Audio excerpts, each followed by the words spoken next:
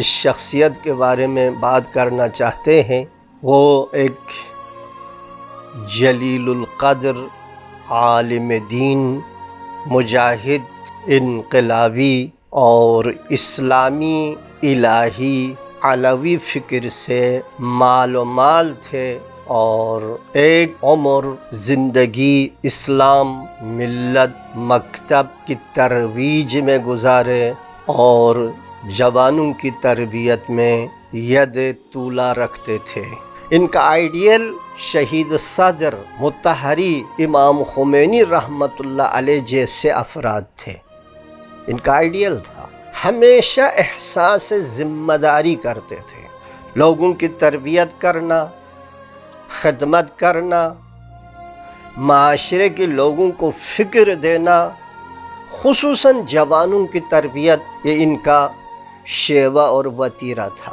ان کے پاس انا اور میں کے نام کا کوئی چیز نہیں تھی۔ ان کا ہدف صرف اور صرف دین کی ترویج، تعلیمات محمد و آل محمد صلی اللہ علیہ وآلہ وسلم کے تعلیمات کی نشر و اشاعت اور لوگوں کو دین دین دین دے دے۔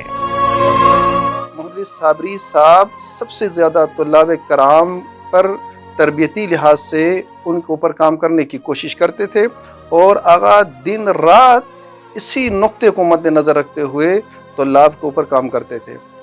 اور آغائے صابری صاحب نے اپنے دروس میں بارہا طلاب کرام کو اس نقطے کی طرف متوجہ کیا کہ طلاب کے لیے ضروری ہے کہ وہ اپنے آپ کو مدارس کے جو علوم ہے، مدارس کے اندر جو نصاب ہے، اس سے ہٹ کر جو خاص، جو اصل مقصد ہے، جو اصل ہدف ہے، اس مقصد اور اس ہدف کی طرف طلاب کرام توجہ دے دے۔ اور وہ اصل ہدف اور اصل مقصد ہے کہ دین اسلام کو سمجھنا اور معاشرے میں اس کی تبلیغ کرنا۔ یہ ماہ مبارک رمضان میں خصوصی طور پر، باقی دنوں میں عمومی طور پر اپنے مسجد کو آباد رکھنا چاہتے تھے، لہٰذا رمضان میں نماز صبح کے بعد یا خود یا کسی اور عالم دین سے درس دلواتے تھے، ظہرین کے وقت بھی، مغربین کے وقت بھی۔ تقریباً میں ان کے حکم سے ان کی مسجد میں 25 سال تک جاتا رہا رمضان میں، اور دعائے افتتاح کے بعد مختصر سے درس ہوتا تھا۔ ان کا ہدف یہ تھا کہ لوگوں کو، مومنین کو کچھ ملے، ان کی فکری، اخلاقی، عقیدتی، عملی تربیت ہو۔ اور کسی چیز میں جو ہے نا آغا بیان کرنے میں بغیر جھجک آغا محترم مرحوم بیان کرتے تھے، چاہے ممبر پہ ہو، چاہے اجتماعی زندگی ہو، چاہے اپنے شاگردوں کے درمیان میں ہو، چاہے محافل و مجالس میں ہو، بغیر خوف، بغیر کسی یعنی پرواہ کے جو ہے نا اسلامی احکامات کو اور اسلامی جو ہے نا شریعت کو بیان کرنے میں جو ہے نا آغا کوشش کرتے تھے۔ محترم استاد جو ہے نا رات کے 3 بجے اٹھ کے گھر سے چلے جاتے ہیں، رات کے 3 بجے عبا امامہ پہن کے، اور ایک جگہ پہ مسجد کے آس پاس میں جو ہے نا جوان حضرات کسی شادی کے پروگرام میں جو ہے نا مختلف قسم کے ڈانس، حریب وغیرہ کر رہے تھے، لہٰذا استاد محترم اس جگہ پہ جا کے انہی شامیانے کے دروازے پہ کھڑے ہو کر آغا محترم جو ہے نا ان جوانوں سے مخاطب ہو کر فرماتے ہیں کہ دیکھو، یا آپ لوگ میرے ساتھ مسجد چلے، یا آپ لوگ مجھے مار کر میرے جنازے کو جو ہے نا مسجد لے جائے۔ یعنی اس حد تک بغیر خوف کے جو ہے نا آگا ادھر جانا اور ان کو اسلام کی طرف دعوت دینا، یہ ایک جذبہ استاد کے اندر ہم نے دیکھ لیا۔ اور دوسری بات جو ہے نا، زیادہ تر مولا کائنات امیر المومنین علی ابن ابی طالب کے جو ہے نا کلمات کے اوپر استاد ہمیں زور دیتے تھے، اور کلمات کے جو ہے نا تفاسیر کے حوالے سے، اور بیچ میں انقلاب ایرانی اسلام کے حوالے سے امام خمینی رحمۃ اللہ علیہ کے کچھ جملات، اور اس طرح بھی امام ہمیں ہر وقت انقلاب کی پہلو کو اجاگر کرنے کے لیے ہمیں آغاز اشارہ دیتے تھے۔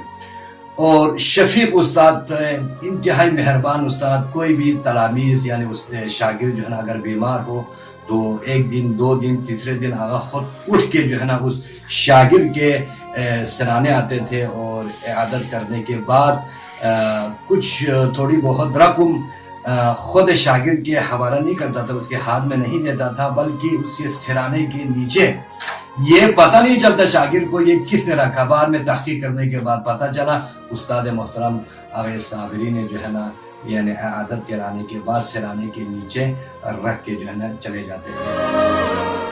وہ منفرد شخصیت کے مالک تھے, اخلاص کا وہ پیکر تھے. تبلیغ کے میدان میں ہمیشہ نڈر, بے باک اور بے خوف ہوا کرتے تھے. نجی زندگی میں وہ بہت سادگی پسند انسان تھے اور اخلاق میں وہ بہت ہی اعلیٰ خوش اخلاق انسان تھے. طلاب اور اپنے اطرافیوں کے ساتھ بہت زیادہ درد مندی رکھتے تھے, اور اگر ان کے افکار کی بات کریں تو وہ افکار کے اعتبار سے بہت بلند بالا افکار کے مالک تھے.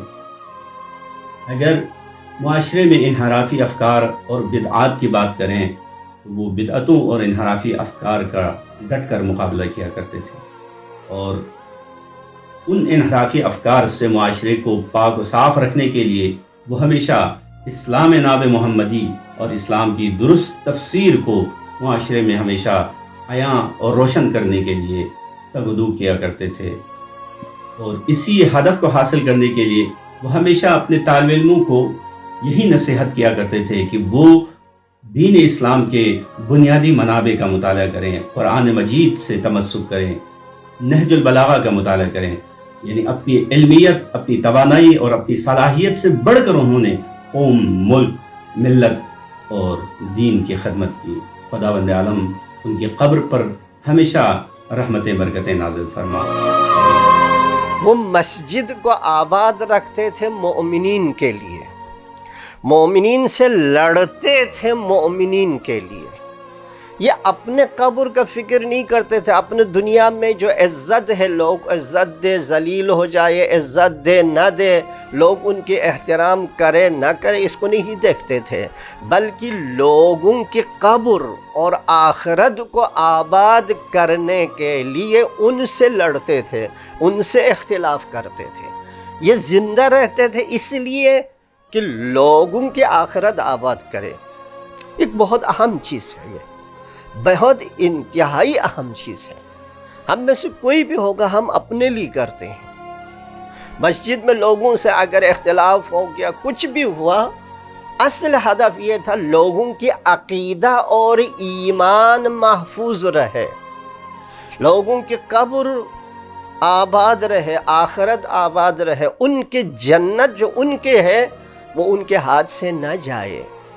یہ ایک اہم مسئلہ تھا. دوسری چیز جو ہے ان کے لیے بہت جو اہم تھا وہ یہ ہے کہ خدمت خلق کا. آپ نے دانشگاہ کھولے اور اس میں لڑکے اور لڑکی, نوجوان لڑکے اور لڑکیوں کو خوب تعلیم دیے. تو اس طریقے سے بھی آپ نے بے انتہا اس معاشرے کے لیے, اس محلے کے لیے, کراچی کے مومنین, اس علاقے کے مومنین کے لیے خدمت کی. ہر طرح کا آپ نے خدمت کی. واقعاً آپ کی شخصیت ایک عظیم شخصیت تھی, منفرد شخصیت تھی, اور آپ کی شخصیت میں ایک ایسے پہلو تھے کہ جو آپ کو دوسرے علماء سے اور دوسری شخصیات سے جدا کرتی تھی. تعلیمات اہل بیت علیہم السلام کی نشر و اشاعت ان کا اصل ہدف تھا.